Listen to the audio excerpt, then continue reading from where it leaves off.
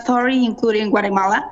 But what other measures must accompany their use, and what are the measures that you, as the WHO, consider vital or important?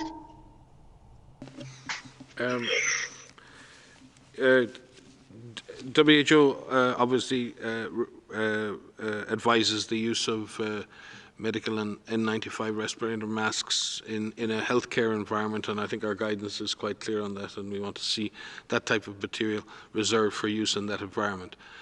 However, there's been a very healthy global debate around the use of masks more broadly, or face coverings more broadly at societal level. WHO has been clear that there is no specific evidence to suggest that a mask may protect you from infection, equally a mask may provide protection for others. If you happen to be symptomatic and coughing, it might stop you contaminating somebody else. There are a number of issues around the broader use of masks. One, in that it may divert mask use from the healthcare setting, and that's something that just cannot happen. There are issues around wearing those face coverings and disinfecting those face coverings and disposing of those face coverings or masks, and the fact that putting on and off those masks involves people often touching their face as well, and therefore it cannot be done outside the context of very clean hands and proper personal hygiene. And also, masks are not an alternative to lockdown. And we've said this publicly again and again. WHO will support countries who wish to implement a more broad-based strategy of mask wearing or face covering wearing on a broader basis, as long as it's part of a comprehensive strategy, as long as it's linked to the things we said before: community education, personal hygiene, a strategy to find, test and isolate cases. If mask use is added to that, then I think the WHO can see the value. But if mask use is used as an alternative to those public health strategies, if it's used as a reason not to do those other things, then we believe that is the kind of policy that's counterproductive. So we see mask use in the broader context of a comprehensive strategy, and in that sense we'll support member states who wish to introduce that, as long as it does not take masks out of the healthcare environment, and people know how to wear them, know how to dispose of them, and are doing all the other things that they need to do. Maria?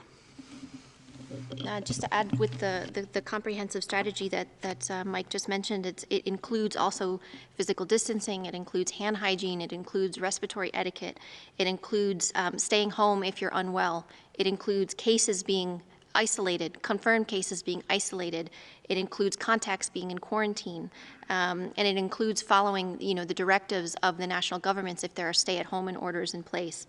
And of course, overall, having an empowered community to know what they can do to protect themselves and their families.